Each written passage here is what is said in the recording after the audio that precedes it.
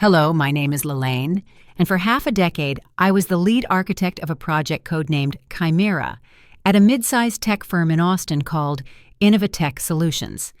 Chimera wasn't just a project, it was my masterpiece, a revolutionary data integration platform that could predict market fluctuations with unnerving accuracy. I designed its architecture from the ground up, wrote hundreds of thousands of lines of its core code, and nurtured it from a concept sketch on a whiteboard to a fully functional, game-changing piece of technology. It was, without a doubt, the most significant work of my career. And then, Genevieve happened. She was charismatic, politically savvy, and had a smile that could disarm a battalion. And she used that smile to methodically, brilliantly, and ruthlessly erase me from my own story. But she made one critical mistake. She didn't understand the work she was stealing, not really. And in the intricate details she overlooked, I found my weapon.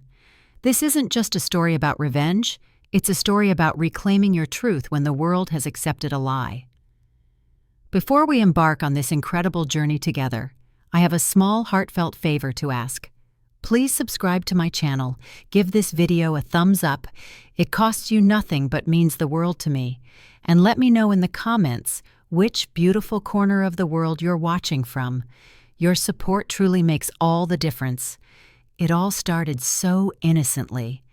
5 years ago, Innovatech was a different place, smaller, hungrier.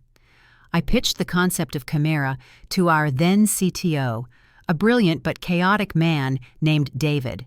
He saw the potential immediately. He gave me a shoestring budget, a junior developer, and a corner of the office nobody else wanted. "Make it happen, Lelaine," he'd said. "Show them what you can do." And I did. The first 2 years were a blur of caffeine, late-night coding sessions, and small, exhilarating breakthroughs. We were a scrappy, two-person team building a titan. We laid the foundational code, the database architecture, the very skeleton of what Chimera would become. I documented everything meticulously. Every line of code was version-controlled in Git. Every architectural decision was recorded in our internal wiki, complete with diagrams, justifications, and records of failed experiments. It was my digital diary, the proof of my labor. Genevieve joined the company about 3 years into the project. She was a lateral hire from a major competitor, brought in as a senior project manager. She had an impeccable resume and an even more impeccable wardrobe. Where I was comfortable in jeans and a company hoodie, she was always in sharp, tailored business attire. She commanded attention. In her first few months, she floated from project to project, offering strategic oversight and synergizing teams. That's corporate speak for attending meetings and creating complex PowerPoint decks. She and I rarely interacted. Chimera was still considered a skunkworks project, flying under the corporate radar, which was exactly how I liked it. My world was code, logic, and data. Her world was handshakes, buzzwords, and stakeholder management. Our worlds collided when David, my original champion, left the company for a startup. His replacement was Marcus, a man who cared more about optics than output.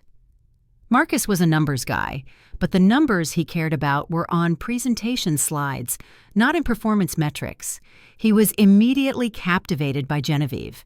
She spoke his language. She could take a complex technical concept and distill it into a handful of shiny, executive-friendly bullet points. Soon after Marcus's arrival, Chimera started gaining traction. My small victories had snowballed into a viable, powerful platform. It was no longer a secret. It was becoming the company's next big thing.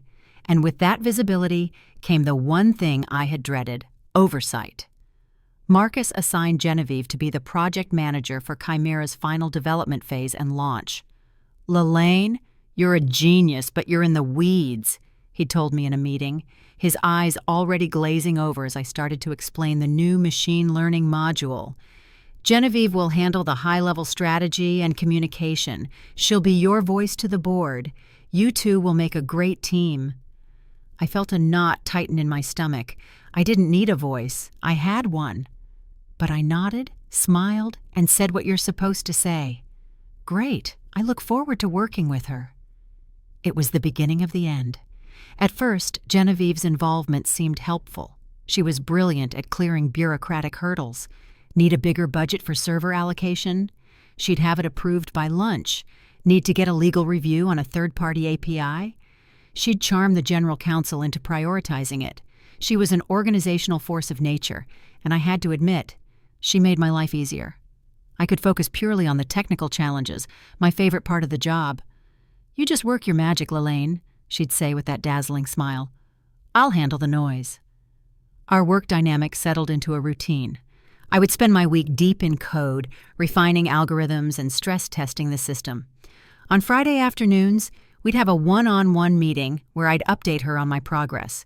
I'd walk her through the technical milestones, the roadblocks, the breakthroughs. She'd nod, type furiously on her laptop, and ask surprisingly sharp questions. "So this data parsing module," she might ask, "can you explain the logic behind using a recursive function there? Walk me through it one more time." I was impressed by her attempts to understand the guts of the system. I thought she was just being a diligent project manager. I'd pull up the code, share my screen, and explain the intricacies of the design choices. I gave her read-only access to our Git repository and our entire documentation wiki. "Just so I'm fully up to speed," she'd said. It seemed like a reasonable request. I was proud of my work and happy to show it off. In hindsight, the red flags were there, fluttering softly in the periphery. In wider team meetings, her language started to shift subtly. "We've decided to refactor the authentication service," she'd announce, when it was a decision I had made and executed alone the previous week. When a senior VP asked about our predictive accuracy, she answered, "My projections show we're on track," using the data I had painstakingly compiled. It was a slow, creeping appropriation of my work. She was repositioning herself from the project's manager to its visionary. She was brilliant at it. She never took credit for writing a specific line of code. Instead, she claimed the architecture, the strategy, the ideas. Those were harder to prove ownership of. My colleague Leo, the only other developer who'd been with Chimera from the early days, noticed it too. "She talks like she designed the database schema," he grumbled to me over coffee one morning. "You should watch her." I brushed it off. "She's just trying to champion the project, Leo. It's good for all of us." I was so naive. I believed that merit and hard work would always win out. I believed the code, the commits, the documentation, the hard evidence would speak for itself. I was about to learn a very harsh lesson about the reality of corporate life. The announcement came on a Monday morning. The board of directors was flying in for a major quarterly strategy meeting. The centerpiece of the meeting would be the official unveiling of Project Chimera. This was it. The culmination of 5 years of my life. My ticket to a promotion, to leading my own R&D division, to everything I had worked for. I immediately started outlining the presentation in my head, the technical architecture, the live demo, the performance benchmarks. I was so excited, my hands were literally shaking. That afternoon, Marcus called me and Genevieve into his office. "Big news," he said, beaming. "The board is thrilled. They want a full presentation on Chimera. Genevieve, you'll be leading it." The air went out of my lungs. I must have misheard. "I'm sorry, what?" I managed to say. Marcus looked at me, his smile faltering slightly. "Lelaine, you're the tech wizard. Nobody disputes that. But this is the big leagues. We need a flawless delivery. Genevieve has the polish, the presentation skills. She knows how to speak their language." "But I built it," I stammered, feeling heat rise in my cheeks. "I know every part of it." "And that's why you'll be her key resource," Genevieve cut in smoothly, placing a hand on my arm. Her touch felt like ice. "I couldn't do this without you, Lelaine. I'll need you to prep me on everything. We need to create a deck that tells a compelling story, and I'll need all of your data, your architectural diagrams, your benchmark results. We'll be a team." Her eyes were wide and sincere, but I could see a flicker of something else in them. Triumph. Marcus bought it completely. "See? Perfect. Lelaine, You get Genevieve everything she needs. Let's knock this out of the park." I was trapped. Arguing would make me look petty and not a team player. Staying silent felt like a surrender. So I did what I was told. I spent the next 2 weeks in a haze of forced collaboration. I sat in a conference room with Genevieve for hours every day, pouring out 5 years of my knowledge. I explained the logic behind every algorithm, the reason for every design choice. I gave her my diagrams, my performance charts, my carefully crafted documentation. She absorbed it all like a sponge, rephrasing my technical explanations in slick corporate jargon. She was building the presentation, but she was using my bricks, my mortar, my blueprints. The night before the presentation, she sent me the final slide deck for review. My name was nowhere on the title slide. It wasn't on the architecture slide. It wasn't on the key contributors slide at the end. There was only one name under the title Project Lead and Visionary, Genevieve. I felt a cold dread wash over me. I emailed her immediately. "Genevieve, I think there's a mistake. My name isn't on the presentation." Her reply came back in less than a minute. "Hi, Elle. It's not a mistake. Marcus and I decided to keep it clean and focused. You'll be in the room to answer any deep technical questions. It's cleaner to have a single presenter. Don't worry. Everyone knows your role. See you tomorrow." Everyone knows your role. The words echoed in my head. My role, I realized, was to be a ghostwriter for my own life's work. The boardroom was intimidating. It was on the top floor with a panoramic view of the Austin skyline. The long, polished mahogany table reflected the faces of the half-dozen board members, powerful men and women in expensive suits who held the company's fate in their hands. Marcus was practically vibrating with nervous energy. I was seated in a chair against the wall, a few feet behind Genevieve, who stood at the podium, looking poised, confident, and radiant. She was in her element. I was a prop. "Good morning," she began, her voice smooth and steady. "For the past 3 years, I've been leading a groundbreaking initiative, a vision to transform how we leverage data. I called it Project Chimera." My blood ran cold. I called it? The name came from a brainstorming session Leo and I had over cheap pizza 5 years ago, but she said it with such conviction that for a terrifying second, I almost believed her. She clicked to the next slide. It was one of my architectural diagrams, but with a sleeker design and her name at the bottom. She proceeded to walk them through my architecture, using the exact analogies and explanations I had given her. She talked about the challenges we faced when scaling the database and the innovative solution we devised to optimize the predictive algorithm. We. The word was a hammer, chipping away at my identity with every blow. I watched, numb, as she presented my work as her own. She never once looked at me. To the board, I was just another staffer in the room, part of the furniture. She moved to the live demo. It was flawless, of course. I had spent the last 48 hours running diagnostics to ensure it would be. The platform performed beautifully, its complex calculations humming along invisibly in the background. The board was captivated. They leaned forward, asking questions about market applications and revenue potential. Genevieve answered every question with a practiced ease, weaving in the business-centric talking points we had discussed. Then came the moment that shattered me.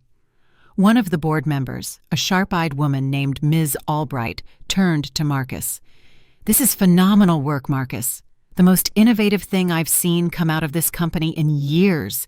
Ms." She paused, looking at Genevieve. "Your leadership on this has been transformative. A promotion and a substantial bonus are in order." Genevieve smiled graciously. "Thank you. It was a team effort, of course." She gestured vaguely towards me and the other tech staff in the room, a dismissive wave that lumped me in with everyone else. A team effort. I, who had conceived, designed, and built the damn thing, was a footnote in her victory speech. The applause in the room was deafening. To me, it sounded like dirt being shoveled onto a coffin. My coffin. As they all stood up, Shaking Genevieve's hand and patting her on the back, I slipped out of the room, unseen. I made it to an empty stairwell before the first sob escaped. I had been erased. The days that followed the presentation were a special kind of hell. The company intranet was flooded with news of Genevieve's triumph. There was a photo of her, smiling, shaking hands with the CEO. The article praised her visionary leadership and technical acumen in bringing Chimera to life. My name wasn't mentioned. Not once. People I'd worked with for years would stop Genevieve in the hallway to congratulate her. They'd walk right past me without a second glance. I felt like a ghost haunting my own workplace. My first instinct was to fight back. I scheduled a meeting with Marcus. I walked into his office with my laptop, ready to show him the Git commit history, the years of documentation on the wiki, the proof that Chimera was mine. I started to explain, my voice trembling with a mixture of anger and desperation. Marcus, Genevieve misrepresented her role. This project, I started it 5 years ago. Here, look at the initial commit dates. He held up a hand, stopping me. His expression wasn't angry. It was worse. It was tired. "Lelaine," he said with a heavy sigh, "I understand you feel overlooked. You did great technical work, and we appreciate that.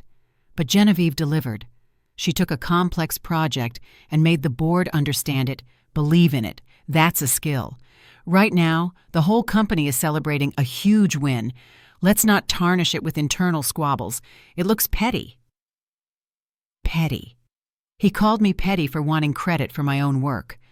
I was stunned into silence. He saw my contribution as just technical work, the equivalent of being a skilled bricklayer on a cathedral designed by someone else. Genevieve was the architect, the visionary. The lie was now the official company narrative. Any attempt to correct it would just make me look like a sore loser. I left his office completely defeated. Leo tried to help. "We should go to HR," he urged. "This is intellectual property theft." But I knew it was useless. It was my word against the company's new star, and the management had already chosen her side. I fell into a deep depression. I stopped caring. I'd come to work, stare at my screen for hours, and write a few lines of meaningless code. The passion I once had for my creation was gone, replaced by a bitter, corrosive resentment. I started looking at job listings, thinking of just walking away and leaving it all behind. Let her have it. Let her have the stolen glory. Maybe I could start over somewhere new. For about a week, that was the plan, just disappear. But then one night, as I was aimlessly scrolling through old project files, I found something, an old subfolder from the very first year of the project. It contained early experimental code, the clumsy, inefficient prototypes I had built before I knew better. And in that folder, I found the seed of an idea. It was a dark, cold, and calculating idea. Quitting was running away. I wasn't going to run. I was going to burn her empire to the ground using the very materials she had used to build it, my own work. The fog of despair began to lift, replaced by a sharp, crystalline focus. My new project wasn't Chimera anymore. It was Genevieve. Marcus was right about one thing. A direct confrontation was useless. I couldn't win by yelling louder. I had to win by being smarter. I needed irrefutable, undeniable proof, and I needed to present it in a way that she couldn't possibly talk her way out of. My plan began with a deep dive into my own archives. I knew Genevieve was a master of appearances, but she wasn't a master of the craft. She didn't have the deep, intuitive understanding of the system that only comes from years of building it. She had memorized my explanations, my PowerPoints, my diagrams, but she hadn't understood the why. She had studied the map, but she'd never actually walked the territory. This was her weakness. This was my opening. I remembered something from our 2 weeks of knowledge transfer. She had been particularly interested in a specific, obscure component of Chimera, a data parsing module for legacy financial data. It was an ugly but necessary piece of the system, designed to handle archaic data formats from one of our oldest clients. In the early days, I had built a simple, rather inefficient version of it. A year later, as I grew as a developer, I had completely rebuilt it, making it 10 times faster and more robust. The old version was still buried in the project's history, but was marked as deprecated and was no longer used anywhere in the final code. I had a hunch. I started digging through the technical appendix of the presentation she had given the board. It was a massive document she'd compiled from my notes to have on hand for any deep dive questions. And there it was, tucked away on page 87, in a section on legacy system integration, was a code snippet. She had copied and pasted the old, deprecated, inefficient version of the data parsing module. She must have found it in the early documentation I gave her, and, not knowing the difference, included it as an example of the system's logic. To a non-technical person like Marcus or the board, it was just a block of code. But to any competent engineer, it was a fossil. It was a clear, unambiguous sign that the author didn't understand the system's evolution. It was the smoking gun. But I needed to be sure. I spent the next few days subtly investigating her. I looked up her previous jobs, her university thesis, anything I could find online. A pattern emerged. She had a history of joining projects midstream and emerging as the leader by the end.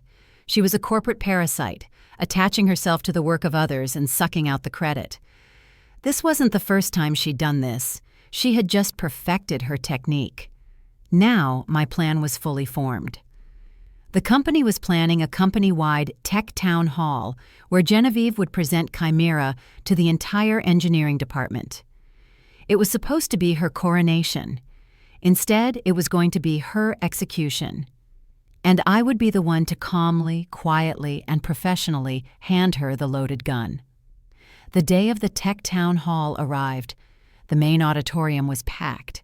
Over 100 engineers, developers, and data scientists, my peers, were there to see the unveiling of the project that had been the subject of so much buzz. Genevieve took the stage to a round of applause.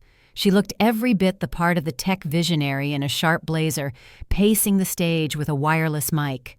I sat in the third row, my heart pounding a steady, heavy rhythm against my ribs. I wasn't nervous. I was energized. I felt like a sniper who had been tracking their target for days and was now, finally, looking through the scope. She launched into a condensed version of her board presentation. She was slick, charismatic, and completely convincing. She spoke of our design philosophy and our technical breakthroughs. I listened patiently, letting her build her own stage. I needed her at the peak of her confidence, at the height of her perceived authority. She finished her main presentation and opened the floor for questions. Okay, let's get into the weeds. Any questions from our brilliant engineering minds? A few hands went up. People asked about the cloud infrastructure, the database choice, the front-end framework. Genevieve handled them with ease, repeating the answers I had fed her weeks ago. She was getting comfortable, cocky even. This was the moment. I raised my hand. She scanned the crowd, and her eyes landed on me. A flicker of something. Annoyance? Surprise? Crossed her face before she masked it with her brilliant smile. Ah, Lelaine, from the support team. Go ahead. Support team. She was demoting me in front of the entire department. Perfect. I stood up, holding my own microphone. Hi, Genevieve. Fantastic presentation. I began, my voice even and calm. I have a quick question about the architecture, specifically regarding the legacy data parsing module. I noticed in the technical appendix that the design uses a string concatenation loop inside a recursive function to process the nested data fields. I paused. A few senior engineers in the front row frowned, their ears perking up. They knew that was an inefficient, almost archaic approach. It was an interesting choice, I continued. My eyes locked on hers. The final production build of Chimera uses a far more efficient vectorized operation that we implemented last year, which improved performance in that module by over 800%. I was just curious about the strategic decision to revert to the older, deprecated implementation. Was there a specific trade-off for performance that I'm missing? Silence. The auditorium was dead quiet. My question wasn't an accusation. It was a purely technical inquiry. But we both knew it was a kill shot. Her smile froze on her face. Her eyes darted around, searching for an answer that wasn't there. She had no idea what I was talking about. She didn't know there was an old version and a new version. She didn't understand the performance implications. She only knew the words she had memorized, and I had just asked her a question that wasn't on her script. Well, the legacy systems have certain constraints, she stammered, her voice suddenly losing its confident tone. We found the recursive approach offered more stability with certain edge cases. It was a terrible answer. Every senior developer in the room knew it was a lie. The head of engineering, a man named Frank, whom I deeply respected, was staring at her, his brow furrowed. He then turned his gaze to me, and for the first time in months, I saw respect in his eyes, a slow, dawning understanding. Genevieve had been exposed. Not by a loud accusation, but by a quiet, technical truth she could not comprehend. Her castle of lies, built on my foundation, crumbled to dust in that single, silent moment. The aftermath wasn't explosive. There was no dramatic firing, no public shaming. Innovatech, like most corporations, abhorred scandal. The tech town hall ended awkwardly. Genevieve fumbled through one more question before cutting the Q&A short. In the days that followed, a quiet internal investigation was launched by HR and the senior engineering leadership. They interviewed me. They interviewed Leo. They looked at the Git repository with its 5 years of my commits. The evidence was overwhelming. 2 weeks later, an email announced that Genevieve had decided to pursue other opportunities. She was just gone. Marcus called me into his office. He looked older, more tired than I'd ever seen him. He apologized. He admitted he had been wrong, that he had been swayed by style over substance. He offered me a promotion to Director of R&D and full public credit for my work on Chimera. I accepted. The victory should have been sweet, but it felt complicated. I had won. I had reclaimed my name and my work, but the trust was gone. I would forever look at my colleagues and wonder. The corporate game, the politics, the backstabbing, I had been forced to play it, and I had won. But I hated that I'd had to play it at all. So, here I am now. I have the title, the recognition, and the project I rightfully own. But the fire, the pure joy of creation I once felt, is dampened. The experience changed me. Maybe I'll stay here and build a new team, a better culture. Or maybe I'll take my masterpiece, Chimera, and my newfound reputation and start my own company. The future is uncertain, but for the first time in a long time, it's mine to write. And I will never, ever let anyone steal my story again. What would you have done in my place? Let me know in the comments below, and don't forget to subscribe for more stories.